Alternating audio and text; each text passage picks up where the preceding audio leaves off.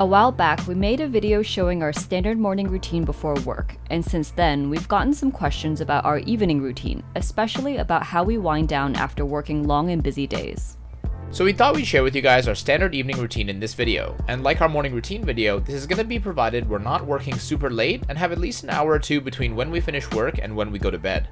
If we are working late though, that is, past midnight, we'll usually shorten our routine to get a bit more sleep.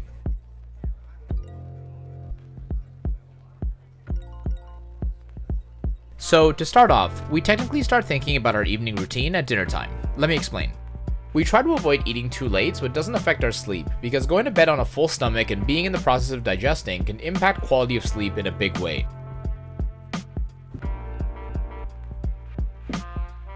This is partially due to the theory that our body's internal clocks, or circadian rhythm, are linked to our organs and internal processes such as digestion, along with other factors like light exposure.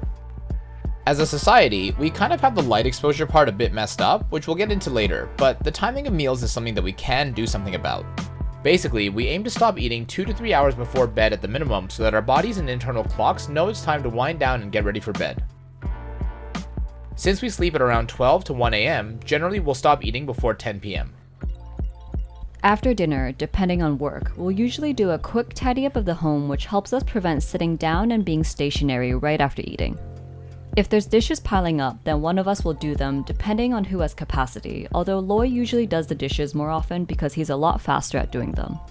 I'll usually do other miscellaneous chores, whether it's vacuuming or doing some laundry, or generally trying to clear off the big surfaces in our home like our sideboard and dining table. We find that it feels more stressful in the morning when we wake up and the first thing we see is cluttered surfaces or clothes everywhere, so we just try to take at least 10 to 15 minutes to tidy things up.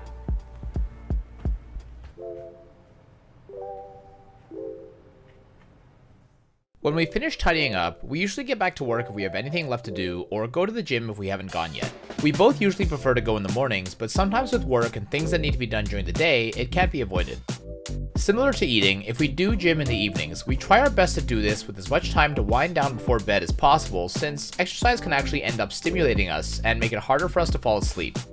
As an alternative, sometimes we go for a brief walk just to get some movement in without overstimulating ourselves too close to bedtime, while also getting some time in to listen to a podcast or some music. At some point in the evening, I'll do the usual getting ready for bed stuff like washing my face, taking a shower, brushing my teeth, and doing my skincare routine. But first, did you know that 83.7% of you watching are actually not subscribed, which is kind of a lot?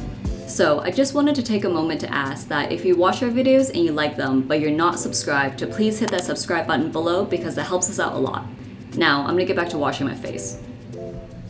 I used to have more of an elaborate skincare routine, but I found it too unsustainable and time-consuming for weekdays. So now, my skincare routine is pretty cut and dry on weekdays, and I'll save stuff like masks for Friday nights or weekends. By contrast, as a guy who's kind of a caveman when it comes to skincare, it only takes me around 10 to 15 minutes to get ready for bed, so I usually do that right before we go to sleep.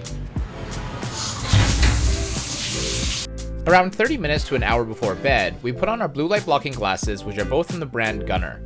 Pro tip, we usually try and brush our teeth and wash our faces before we do this, since it means that we can go the whole rest of the evening without needing to take our glasses off before we're in bed and ready to sleep.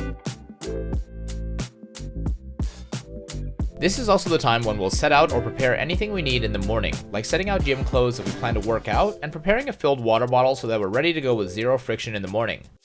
We find that if we don't fill up a water bottle and set it out in advance, it can take us more time to get to the gym since the number of things we need to do increases, even if only slightly.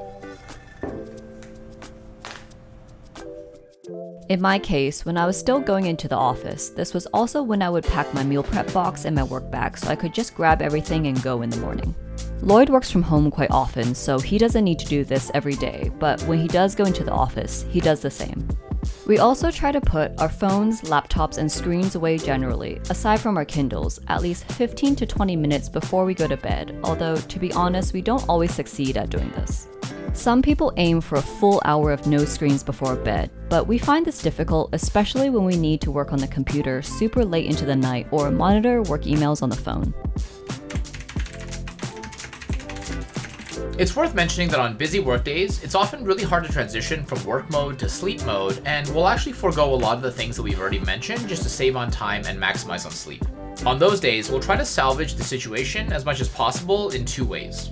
Firstly, when it feels like we're nearing the end of our workday, we'll put on our blue light blocking glasses around 15 to 20 minutes from when we estimate we'll be done. And secondly, we'll still try to fit a solid 15 to 20 minutes of no screens before bed just to help us wind down a little bit. If we're feeling like our minds are still running after we finish work for the day, a short 5-minute meditation can really help calm the mind down too from all of the buzzing after work. We like doing Vipassana meditation for this, where we center our focus on the inhale and exhale of our breath. On top of this, right before bed, we sometimes like to do a short light stretch or foam roll or massage using our Theragun. We used to do this while watching stuff on our phones and found that we would just end up lying around on the floor for ages, so now we deliberately choose to do this after putting our phones and laptops away. It's kind of like an activity where we make it mandatory to not be looking at any screens or anything that's stimulating really when we do it, to make sure that it really helps us wind down for sleep. Something we're also particular about to help us wind down for sleep is minimizing the amount of bright overhead lights that are on in our home when it's nighttime. The closer to bedtime it is, the more jarring we find it when we turn overhead lights on since, as we mentioned, our body's internal clocks are synced to light for the most part.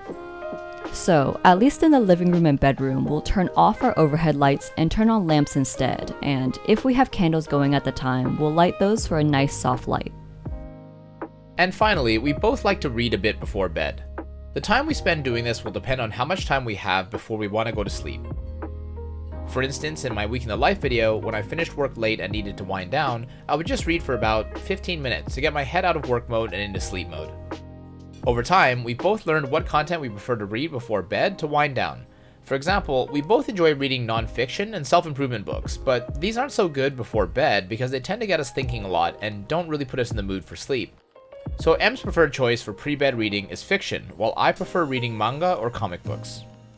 After that, it's typically lights off for us sometime between midnight to 1 a.m. Even if our work hours are erratic, we just try our best to be as consistent as we can about what time we go to bed, because going to bed and waking up around the same time every day improves both the quality and the quantity of sleep. And that's it for this video. If you guys are wondering what our morning routine looks like, check out the video we did on that, which I'll link here. And check out this video next for a video that the YouTube algorithm thinks that you'll like.